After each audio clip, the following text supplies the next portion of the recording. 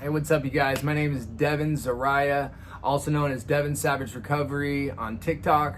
If you guys would do me a huge favor and hit that subscribe button, I'd really appreciate it. So I wanted to talk to you guys about me being 15 years old and getting married and emancipated, and why in the hell I would do something like that. Like, what was going on in my head? Why would somebody at 15 years old want to get married and emancipated? Let's just jump right into it. So basically, let's just take it all the way back. When I was growing up, I grew up in a really, really shitty environment. I grew up with my dad in and out of prison. My dad was a drug addict. My mom was a single mom. She was working 2 jobs. And at the time, between 12 and 15, I was in and out of juvenile hall. I was a complete juvenile delinquent. I was running away all the time. I hated being home. I spent most of my juvenile years in juvenile hall. At the time, I was actually looking at 10 years CYA, that's California Youth Authorities.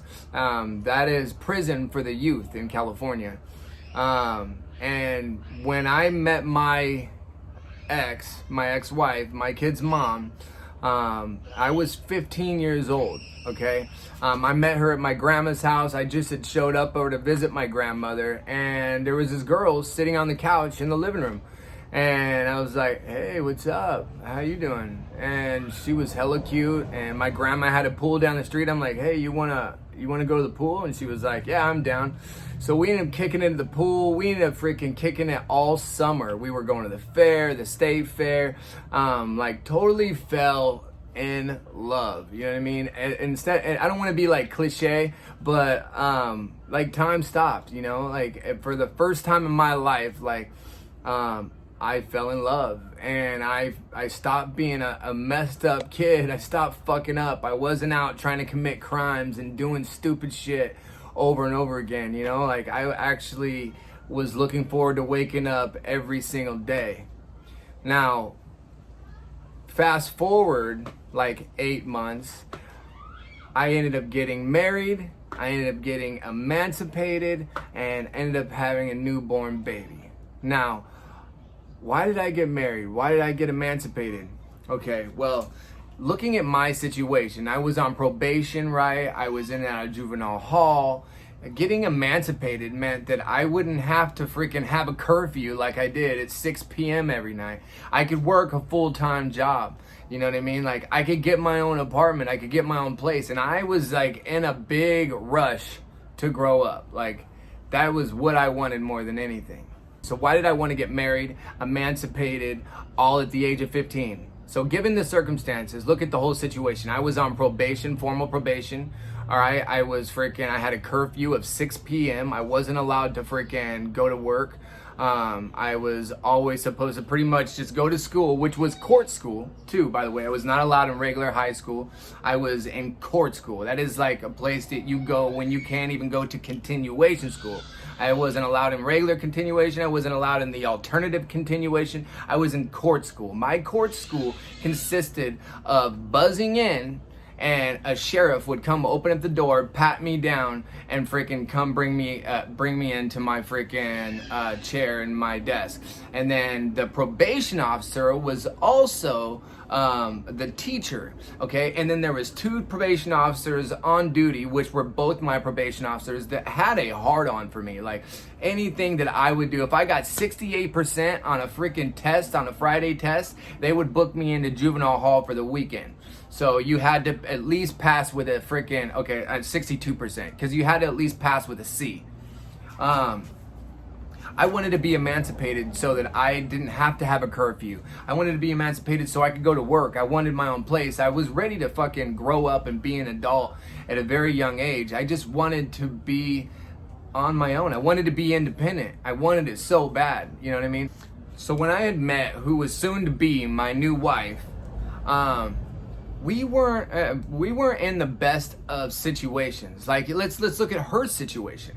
Okay, her dad was a methamphetamine addict. He was a drug addict. Her mother was an ex-bag whore, and her mother freaking abused the shit out of her. Like, I literally had to stop them from a fight one time, watching her mom drag her down the hallway by her hair, you know, her kicking and screaming and crying, "Mom, let go of me, Mom, let go of me." Like, there was some really brutal things that was going on.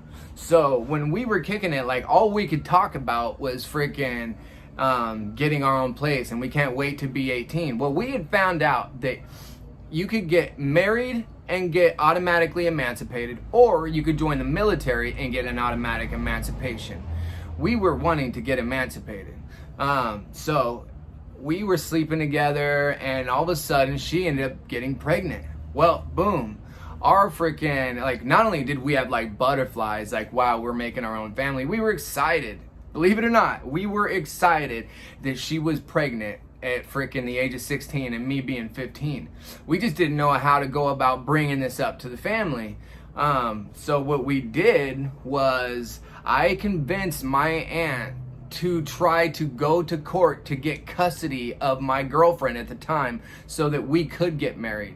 And the way that I did that is I brought to her attention, brought my freaking girlfriend over and let her explain to my aunt about the abuse that she was going through, that her family made her freaking take pee test every Friday or every Sunday after the weekend was over in front of her dad, in front of everybody. Like, it was messed up, man.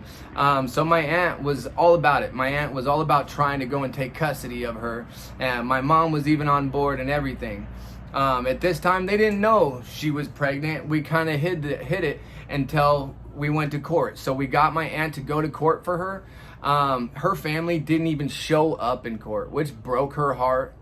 She thought that they would at least fight. Yeah, she didn't want to live there anymore, but she was kind of low-key hoping that her family would at least put up a fight. But they didn't. It was pretty sad, man. After that happened, we brought it to my mother's attention and my aunt's attention, after that my aunt had just got custody of her, that we were pregnant with a baby. And it just so happened to be the day that we told her, but the day that we told them, it was April Fool's. We didn't plan this out. We weren't trying to plan this out, but it turned out to be April 1st, okay? And we went in and we had finally gained the courage up to go and tell them, all right, we're pregnant. And we went to do it, and they were like, April Fool's. I'm like, what? No. What? No, Mom. Like, no, like, here's the freaking, here are the receipts. And we hand her the freaking pee sticks, 2 of them, and they wouldn't believe us. They really thought that we got the pee sticks from someone else. Like, they were in denial, clearly in denial. Finally, after like an hour of talking and coaxing and shit, you know, they believed us. They were crying. My aunt was a mess. My mom was a mess. You gotta think though that my mom, okay, so my mom was 15 years old and a teen mom too. She got pregnant with my brother, my older brother, at the age of 15. When she had my freaking brother, she had to give custody. She didn't have to, but my grandma convinced her, scared her into signing over custody of my older brother over to her. And my older brother had some issues, so there was Social Security that my grandma wound up getting for my brother after that.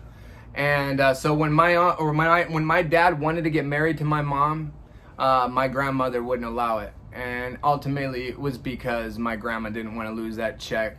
My grandma made my dad jump through hoop after hoop after hoop, get a place, freaking hold a job. My dad did all that, and then she still would never allow my mother to stay with him or marry him.